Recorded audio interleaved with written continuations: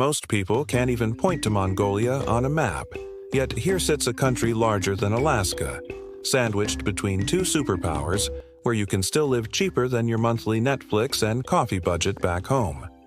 But before you pack your bags thinking this is some tropical paradise, let me paint you a different picture. Winter temperatures that would make a polar bear shiver, a diet consisting mostly of meat and fermented horse milk, and dating culture that might leave you scratching your head wondering what century you've stumbled into. But here's the kicker, and this is what caught my attention.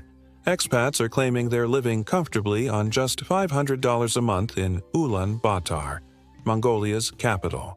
That's less than what most people spend on rent for a decent parking spot in New York. So naturally, I had to find out. Is this too good to be true? Or is Mongolia actually the world's most underrated budget destination? The numbers alone should make you curious.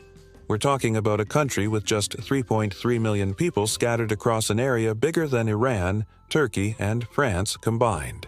That means more space per person than almost anywhere else on Earth. Yet somehow the cost of living rivals countries where people live stacked on top of each other. There's definitely something unusual happening here. And after spending weeks researching this place, talking to expats, and crunching the numbers, I've got some surprising answers. But let's start with the most important question everyone's thinking. What exactly are you getting yourself into when you consider Mongolia as your next home base? Because trust me, this isn't your typical Southeast Asian budget destination where you'll be sipping coconut water on beaches. This is hardcore, next-level budget living that comes with some serious trade-offs you need to know about up front. The landscape alone tells you this place operates by different rules. We're talking about a country where nearly half the territory is pure steppe grassland. Endless rolling hills that stretch to the horizon with nothing but sky above and grass below.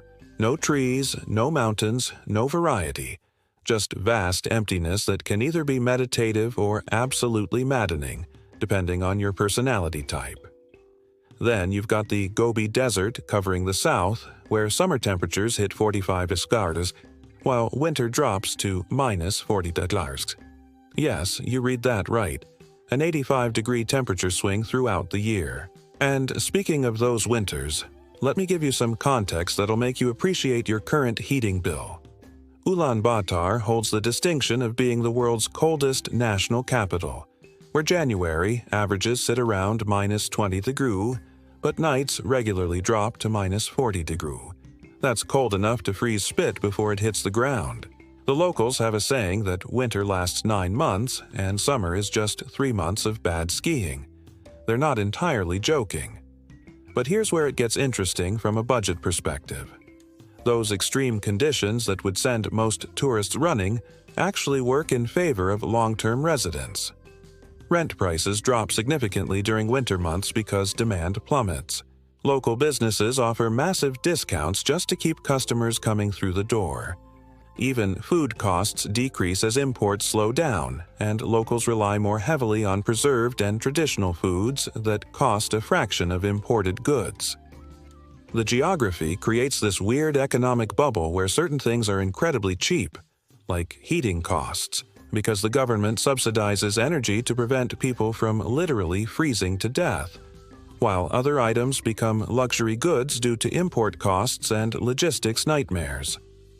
Want fresh fruit in winter? Prepare to pay European prices. Need a heavy winter coat that can handle minus 40 degrees? You'll find better deals here than in most developed countries because it's literally essential survival gear. This brings us to the cultural reality that shapes everything about living costs here. Mongolia remains one of the world's last truly nomadic societies, where about 30% of the population still lives the traditional herding lifestyle, moving seasonally with their livestock.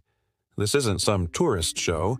These are real families living in felt tents called gers, herding sheep, goats, horses, cattle, and camels across vast territories their ancestors have used for over 1,000 years. What this means for modern life in Ulaanbaatar is fascinating. The city exists as this strange hybrid where ancient nomadic values collide with modern urban demands. Family connections remain incredibly important. If you're accepted into a Mongolian social circle, you're basically adopted into an extended support network that can help with everything from finding apartments to getting jobs to navigating bureaucracy. But getting into those circles as a foreigner requires understanding and respecting cultural norms that can seem pretty foreign to Western individualistic thinking. The nomadic heritage also explains why Mongolians have this incredible resilience and adaptability that makes daily life possible even under harsh conditions. These are people whose grandparents survived some of the most extreme weather on the planet, with nothing but felt tents, fermented mare's milk, and an intimate knowledge of animal behavior. Modern Mongolians inherit that toughness, which means they've figured out how to make city life work on minimal resources in ways that would impress any budget traveler. Work culture here reflects this nomadic background too. The concept of rigid office hours and corporate hierarchies doesn't translate well to people whose ancestors made decisions based on weather patterns and animal needs rather than quarterly reports. This creates opportunities for foreigners who can adapt, but also challenges for those expecting Western-style business practices. Meetings might get canceled because someone's extended family needs help with something, and that's considered completely normal and acceptable. But let's talk about what actually matters for your daily budget: food. And boy, is Mongolian cuisine an adventure that'll either make you or break you. The traditional diet revolves around what nomadic herders could produce or preserve during long winters: meat, dairy, and more meat. We're talking about a culture where vegetables are relatively recent additions to the diet, and the concept of vegetarianism is so foreign that restaurants often have no idea how to accommodate it. The staple foods tell the whole story. Bus are steamed dumplings filled with mutton and onion. Think Chinese dumplings, but bigger, meatier, and with less seasoning. Kushur are essentially the fried version of bus, crispy and oily enough to keep you warm during winter, but probably not great for your cholesterol levels. Then there's banj, which are smaller boiled dumplings that often get added to soup. Notice a pattern here. It's dumplings all the way down, just prepared differently. The dairy situation gets really interesting, and by interesting, I mean potentially challenging for newcomers. Airag, fermented mare's milk, is the national beverage and cultural cornerstone. It's mildly alcoholic, slightly fizzy, and tastes like sour milk mixed with beer.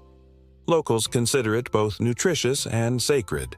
It's offered to guests as a sign of respect, and refusing it can be seen as rude. Other dairy staples include airag, dried cheese curds that are hard as rocks, various fermented milk products, and sute tsai, which is salty milk tea that accompanies most meals. From a budget perspective, this traditional diet is incredibly cheap if you can stomach it. But here's the catch that affects most expats: variety costs money. International restaurants in Ulaanbaatar charge premium prices because they're catering to foreigners and wealthy locals. A decent pizza might cost $15 or $20, which represents a significant portion of that $500 monthly budget. Korean and Chinese restaurants offer more affordable alternatives, but you're still looking at $5 or $8 per meal compared to $2 for local food. Grocery shopping presents its own challenges and opportunities. Local markets offer incredible deals on meat, dairy, and basic staples, but imported goods carry hefty markups. A jar of peanut butter might cost $8, while a kilo of mutton costs $3.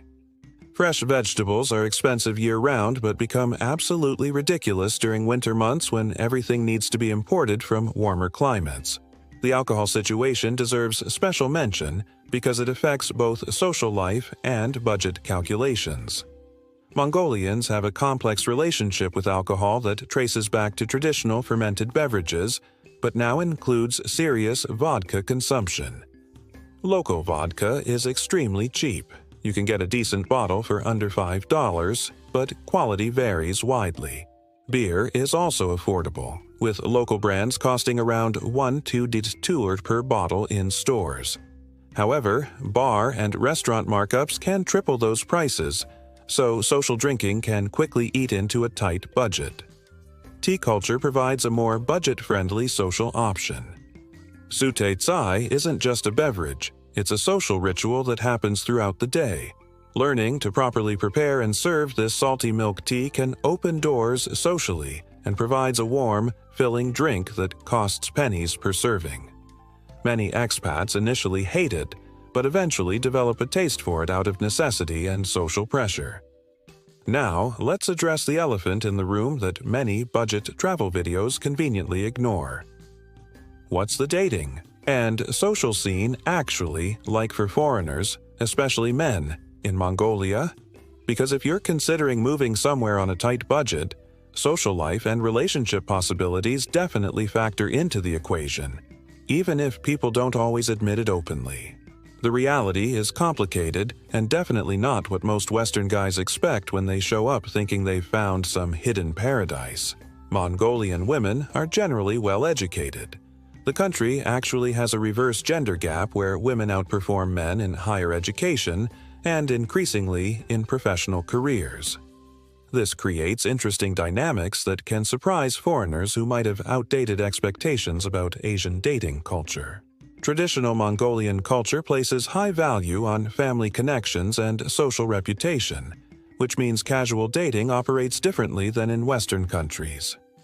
Many Mongolian women are cautious about being seen publicly with foreign men, not necessarily because of personal preference, but because of family and social expectations.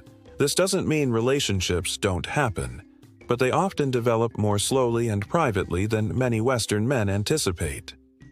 The urban-rural divide also affects dating dynamics significantly. In Ulaanbaatar, you'll find more women who are comfortable with international relationships and modern dating practices. But even in the capital, traditional family values remain strong, and serious relationships often involve meeting extended family networks and navigating cultural expectations that can feel overwhelming to foreigners used to more individualistic relationship styles. Language barriers present real challenges that go beyond just communication. Mongolian uses Cyrillic script, and very few locals speak fluent English outside of educated professionals and those who work in tourism. Dating apps exist, but profiles are mostly in Mongolian, and meaningful conversations require either language skills or patience with translation apps. The romantic reality is that successful long-term relationships usually require significant investment in learning the language and culture. There's also the practical consideration that many Mongolian women are looking for stability and long-term commitment rather than casual relationships. This makes sense given the economic challenges in the country and the cultural emphasis on family security. Foreign men who approach dating with casual intentions often find themselves frustrated or misunderstood, while those who demonstrate genuine interest in the culture and long-term commitment tend to have more success. The gender dynamics get more complex when you consider that Mongolia has a unique history of relative gender equality dating back to nomadic traditions where both men and women had important roles in survival and decision-making. Modern Mongolian women often expect partnerships rather than traditional submission, which can surprise foreign men who might have different cultural expectations. Social activities tend to revolve around group settings rather than individual dating, especially during the long winter months. House parties, family gatherings, and cultural events provide more natural opportunities for meeting people than bars or clubs. This means building a social network becomes crucial not just for dating, but for overall quality of life, and that network building requires time, cultural sensitivity, and often significant patience with communication barriers. For foreign women, the dating scene presents different challenges and opportunities. Mongolian men can be traditional in their expectations about gender roles, but urban educated men are increasingly open to international relationships. However, foreign women often report dealing with staring and comments, especially outside Ulaanbaatar, simply because they're unusual in many areas of the country. The economic reality affects relationships too. If you're living on $500 per month, you're operating at or below the income level of many locals, which means expensive dinner dates and entertainment aren't realistic options. Successful social life requires finding free or cheap activities, which often means embracing local customs and finding ways to contribute to social gatherings rather than just participating as a consumer. But let's step back and talk about the cultural experiences that make Mongolia unique and potentially rewarding despite these challenges. The country's festival calendar provides incredible opportunities to experience traditions that have remained largely unchanged for centuries, and many of these events are free or very cheap to attend. Naadam Festival in July represents the pinnacle of Mongolian cultural expression, showcasing the three manly games of wrestling, horse racing, and archery. But calling them manly games undersells the sophistication involved. Mongolian wrestling has techniques and traditions dating back over a millennium. The horse races involve child jockeys racing across distances up to 30 kilometers through open steppe. It's not just sport, but a demonstration of the horsemanship skills that built an empire. Archery competitions use traditional composite bows with techniques passed down through generations. Attending Naadam as a budget traveler is absolutely feasible. While main stadium events in Ulaanbaatar require tickets, smaller local celebrations throughout the country are free and often more authentic. Plus, the festival atmosphere extends far beyond the official competitions, with traditional music, dance, food vendors, and social gatherings that welcome respectful foreign observers. Chagan Sar, the Lunar New Year celebration, provides perhaps the most intimate cultural experience available to foreigners. This isn't a public festival, but a deeply personal family celebration that lasts for days and involves visiting extended family networks, sharing traditional foods, and participating in ceremonies that connect modern Mongolians to their ancestral traditions. Getting invited to Chagan Sar celebrations represents serious social acceptance and provides insights into Mongolian culture that no guidebook can convey. The spiritual landscape adds another layer of cultural richness that costs nothing to experience but requires respectful approach. Mongolia practices a unique blend of Tibetan Buddhism and traditional shamanism that creates fascinating religious sites and practices. Buddhist monasteries welcome visitors and often offer meditation sessions and cultural education. Shamanic traditions, while more private, occasionally welcome respectful foreign observers to ceremonies and healing practices. Winter festivals might sound contradictory given the brutal cold, but Mongolians have created celebrations that embrace rather than endure the harsh conditions. Ice festivals, winter solstice celebrations, and traditional games adapted for snow and cold provide social activities during the long, dark months. These events often involve communal meals, traditional music, and activities designed to build community bonds during challenging times. The cultural calendar also includes numerous smaller celebrations tied to the agricultural and herding cycles. Spring celebrations mark the end of winter and the beginning of migration seasons. Summer festivals celebrate the abundance of the grasslands. Fall celebrations prepare communities for winter and honor the harvest of traditional foods. Many of these celebrations happen in rural areas and provide opportunities for budget travelers to experience authentic nomadic culture. Traditional music and dance performances happen regularly throughout the year, often in venues that charge minimal admission or in public spaces during festivals.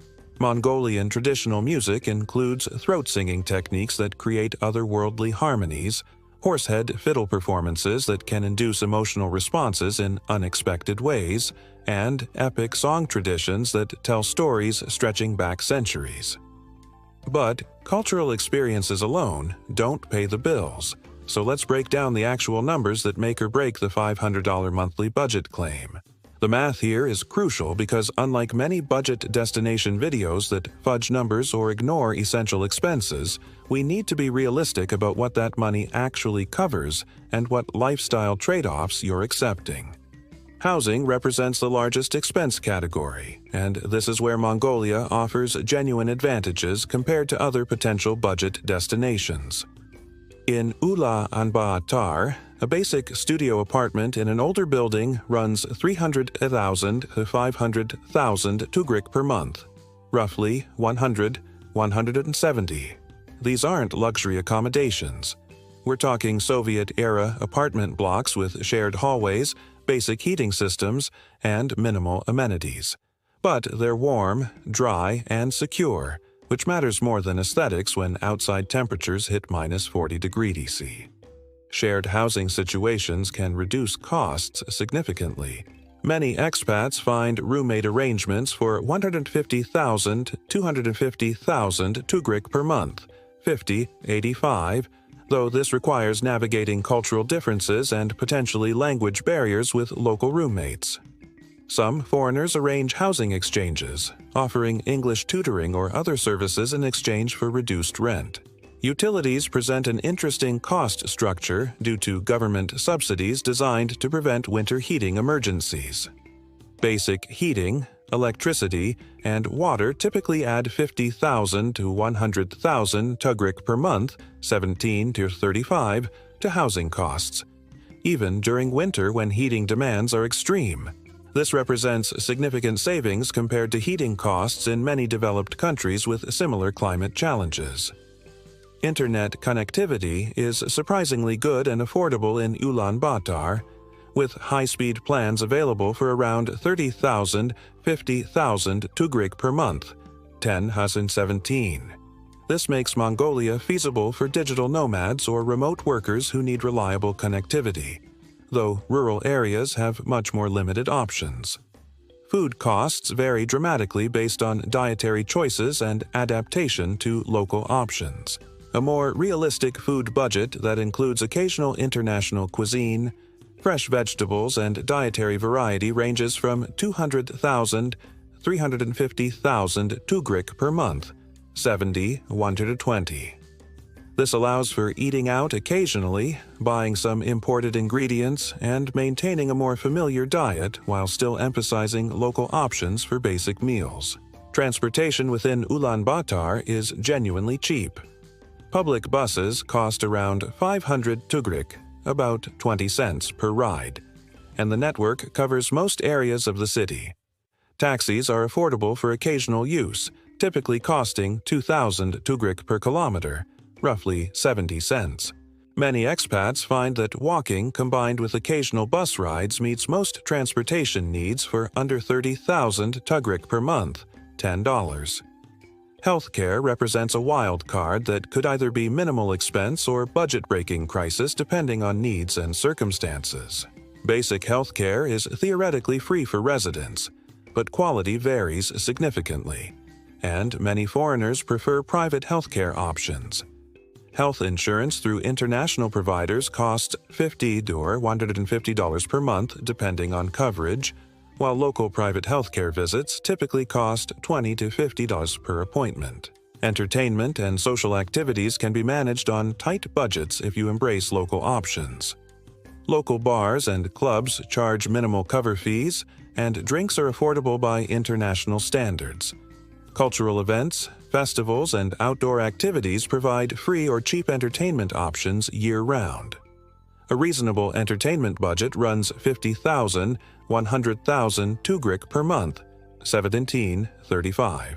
Clothing requires special consideration due to extreme weather demands. Quality winter gear is essential for survival, not comfort.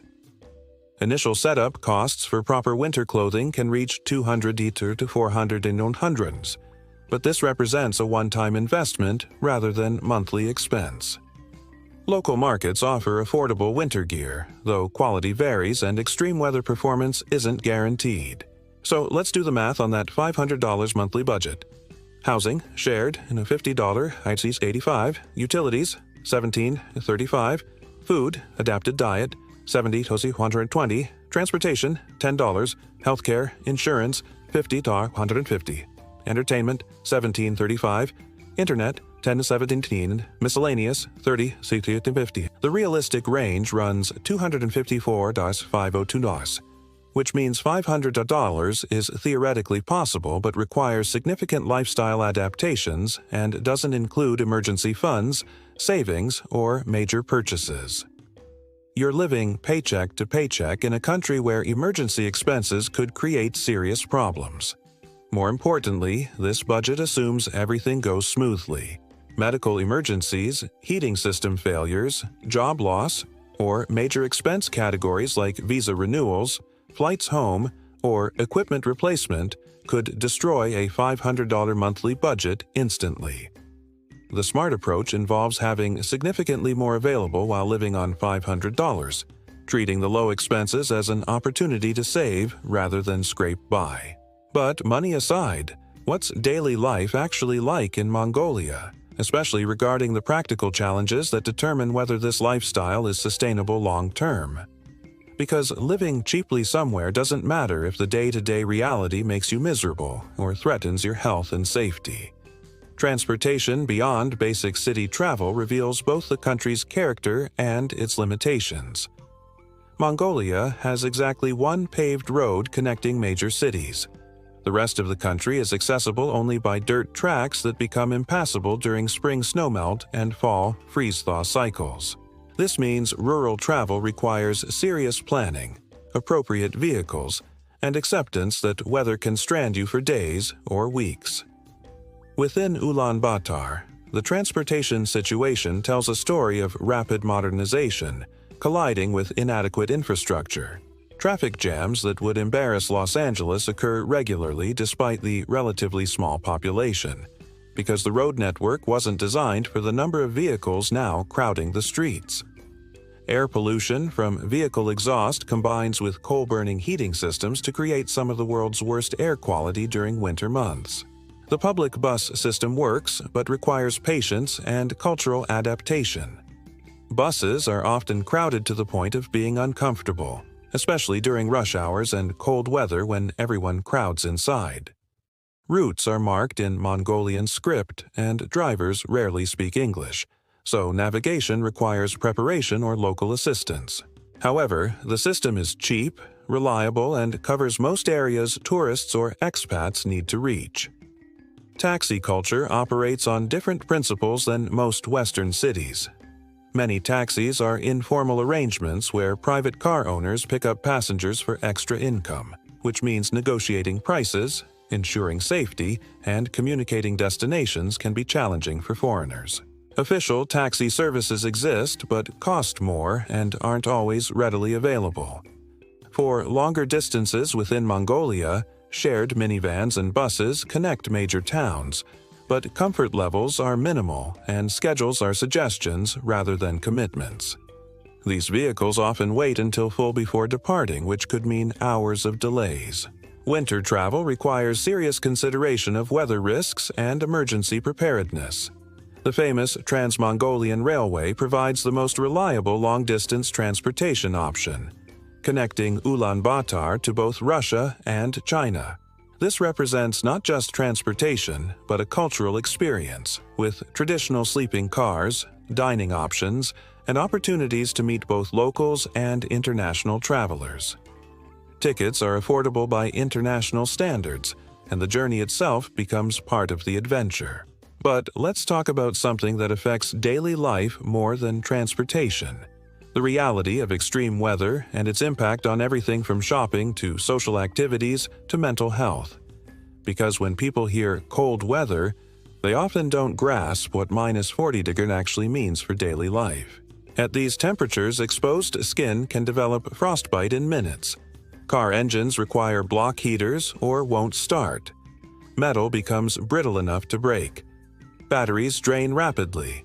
Even simple activities like grocery shopping become logistical challenges requiring proper clothing, timing, and backup plans in case of emergencies. The psychological impact of extreme winter weather affects everyone, but hits foreigners particularly hard. Seasonal affective disorder becomes a serious consideration when daylight hours shrink to just 6 to 7 hours during winter months, and those hours often involve overcast skies and blowing snow that reduces visibility and creates a sense of isolation even in the city. Heating costs and reliability become daily concerns rather than background utilities. Power outages during winter represent genuine emergencies rather than minor inconveniences. Many buildings use coal or wood heating systems that require active management rather than simply adjusting thermostats. The smell of coal smoke becomes a constant winter companion that affects air quality and can trigger respiratory issues. Social life necessarily adapts to weather realities. Winter entertainment moves indoors, and activities that seem simple in temperate climates become complex undertakings requiring planning and preparation. Even dating becomes complicated when going outside requires 20 minutes of preparation and carries legitimate safety risks. However, Mongolians have developed cultural adaptations that make extreme weather manageable and even enjoyable for those willing to embrace different approaches to daily life. Winter sports and activities that would seem masochistic elsewhere become normal social activities. Ice fishing, winter horseback riding, and snow festivals provide entertainment options that work with rather than against the climate. The spring transition brings its own challenges that catch many foreigners off guard. Rapid snowmelt creates muddy conditions that make many areas impassable. Temperature swings can be extreme, with morning temperatures below freezing and afternoon temperatures warm enough for t-shirts. Dust storms become common as dried winter surfaces get blown around by spring winds. Summer weather compensation for winter extremes, with long daylight hours, warm temperatures, and the kind of clear skies that make you understand why Mongolia is called the land of the eternal blue sky. But summer also brings challenges including dust, insects, and in some areas, dangerous thunderstorms that develop quickly across the open steppes. The natural environment provides both Mongolia's greatest attraction and its most serious safety considerations. The vast open spaces offer unprecedented opportunities for outdoor activities, stargazing, and experiences of solitude that are increasingly rare in the modern world. But those same open spaces mean that getting lost, injured, or stranded can quickly become life-threatening situations. Wildlife encounters add another layer of consideration.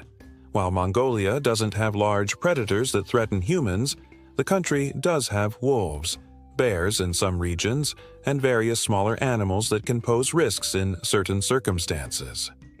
More significantly, the livestock that roam freely throughout rural areas includes large animals that can be unpredictable around strangers. Plant life in Mongolia includes various species that can cause problems for those unfamiliar with them. Some traditional medicinal plants are toxic if used incorrectly, and even common plants can cause allergic reactions in sensitive individuals. The lack of vegetation in many areas also means that shelter, firewood, and even basic supplies for outdoor activities must be planned and carried rather than foraged. Weather patterns beyond seasonal changes include sudden storms, high winds, and rapid temperature changes that can create dangerous conditions even during pleasant seasons.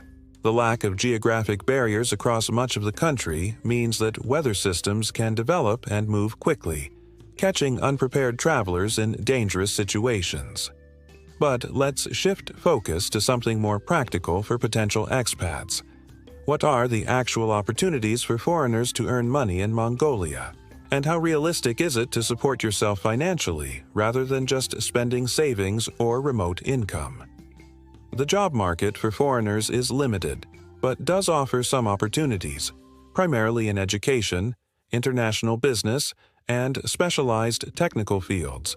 English teaching represents the most common employment option, with language schools, universities, and private tutoring providing various possibilities. However, teaching jobs typically pay local wages, which means earning enough to save money requires living at local standards rather than maintaining Western lifestyle expectations.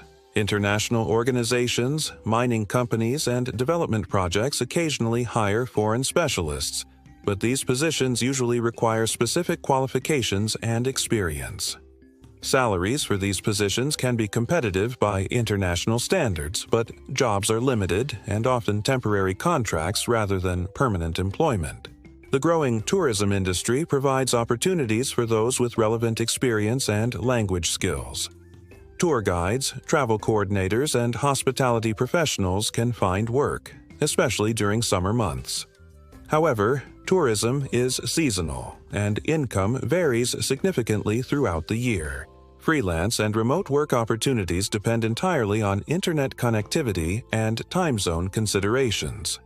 Mongolia's time zone can be challenging for client communications with North American businesses, though it works well for Asian and European markets. Internet reliability in Ulaanbaatar makes remote work feasible, but rural connectivity issues can create problems for those requiring consistent online access. Starting a local business as a foreigner involves navigating complex regulations and cultural expectations that can be challenging without local partnerships and deep cultural understanding. Many successful foreign entrepreneurs in Mongolia have found success by partnering with local individuals who understand the regulatory environment and cultural considerations. The informal economy provides some opportunities for foreigners with specific skills or cultural knowledge. Private tutoring, translation services, cultural consulting, and specialized crafts or services can generate income, though usually not enough to fully support Western lifestyle expectations. Currency considerations affect all financial planning in Mongolia. The tugrik fluctuates against major international currencies, which means income earned in tugriks can vary significantly when converted to home currencies for savings or international expenses. This creates additional financial planning challenges for those earning local income. Banking and financial services for foreigners can be complex, with some services requiring residency status or local guarantors. International money transfers work, but often involve fees and exchange rate markups that affect the real value of funds coming from abroad. Tax obligations for foreign residents include both Mongolian tax requirements and potentially home country obligations depending on citizenship and residence status. Understanding these obligations requires professional advice and can affect the real cost of earning income in Mongolia. Now, let's address safety considerations that go beyond basic crime statistics to include the environmental and cultural factors that affect daily life for foreigners living in Mongolia long-term. Crime rates in Mongolia are generally low for serious violent crime, but petty crime and certain categories of incidents specifically affecting foreigners require attention. Pickpocketing and small-scale theft occur primarily in crowded areas and during festivals or events where alcohol consumption is high. Most reported incidents involve opportunistic rather than targeted crime. However, some foreign men report incidents related to dating or perceived relationships with local women, ranging from verbal confrontations to more serious conflicts. These situations often involve cultural misunderstandings or local men who disapprove of international relationships. Understanding and respecting local cultural norms can help avoid many of these situations. Foreign women face different safety considerations, primarily related to cultural differences in gender roles and expectations. Street harassment occurs, particularly outside Ulaanbaatar, though serious incidents are rare. Understanding local dress codes and behavioral expectations helps minimize unwanted attention. The healthcare system presents both opportunities and challenges for foreign residents. Basic healthcare is available and affordable, but quality varies significantly between facilities and providers. Many expats develop relationships with specific doctors or clinics that understand foreign patient needs and communication challenges. Emergency medical care exists but may not meet international standards, especially for serious injuries or complex conditions. Medical evacuation insurance becomes important consideration for those with health conditions or engaged in higher-risk activities. Dental care is generally good quality and very affordable compared to Western countries. Pharmacy access is good for basic medications, but specific prescription drugs may be unavailable or require importation. Those dependent on specific medications should research availability and consider stockpiling essential prescriptions. Mental health care resources are limited, and cultural approaches to mental health issues may differ significantly from Western expectations. Support networks become crucial for maintaining psychological well-being, especially during challenging winter months or cultural adjustment periods. Environmental health risks include air pollution during winter months, which can trigger or worsen respiratory conditions. Water quality varies, and many expats use filtration or bottled water for drinking purposes. Food safety requires attention to proper preparation and sourcing, especially for street food or traditional dairy products. But beyond health and safety, what about the bureaucratic realities of actually staying in Mongolia legally and managing the practical requirements of foreign residency?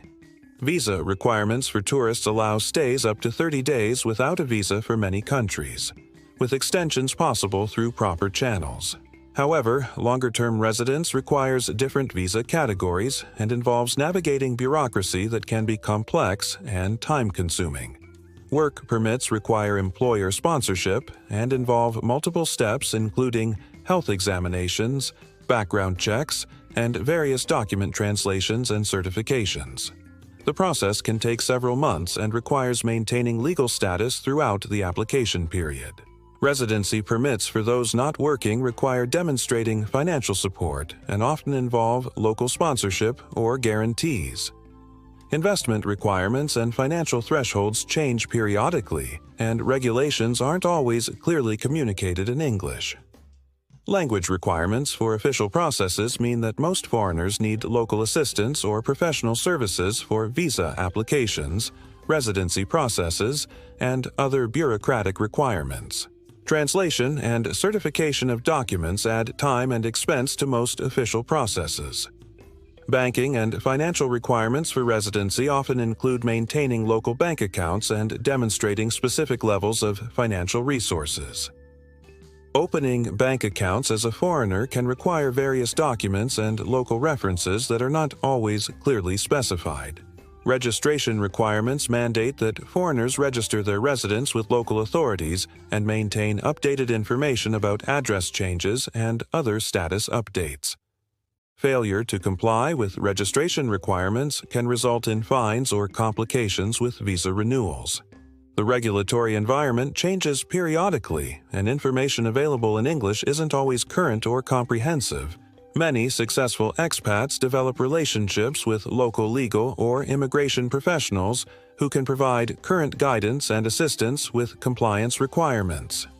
So here's the reality check that brings everything together.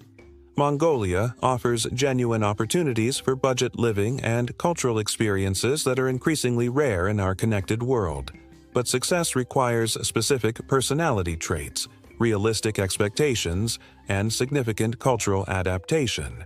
The $500 monthly budget is achievable but demands major lifestyle changes that many people underestimate. You're not just saving money, you're accepting a different standard of living that includes dietary restrictions, limited entertainment options, basic accommodations, and potential isolation from familiar cultural comforts. The extreme weather isn't just an inconvenience to endure a few months per year.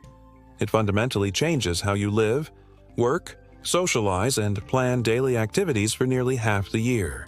This affects everything from clothing expenses to heating costs to social opportunities to mental health considerations.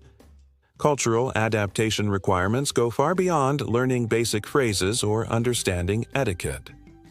Successful long-term residence often requires developing genuine appreciation for nomadic values, traditional foods, different concepts of time and relationships, and ways of life that can feel restrictive or unfamiliar to those accustomed to Western individualism. The social and romantic landscape operates according to traditional family and community values that emphasize long-term commitment, respectful behavior, and cultural sensitivity, rather than casual relationships or individual satisfaction. This can be rewarding for those seeking meaningful connections but frustrating for those with different expectations. Employment opportunities exist but usually require accepting local wage levels, developing specialized skills that serve local markets, or maintaining remote income sources that provide financial security independent of local economic conditions. Healthcare, safety, and infrastructure provide basic needs, but don't offer the conveniences, quality standards, or emergency services that many people take for granted in developed countries.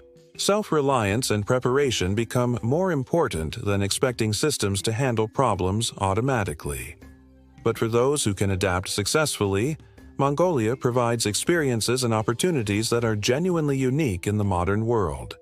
Where else can you experience authentic nomadic culture, live comfortably on minimal budgets, participate in traditional festivals that haven't been commercialized for tourists, and have access to natural environments that remain largely unchanged from how they existed centuries ago? The country offers genuine value for those seeking adventure, cultural immersion, and budget living. But it's not a tropical paradise where you can maintain Western lifestyle expectations while spending less money.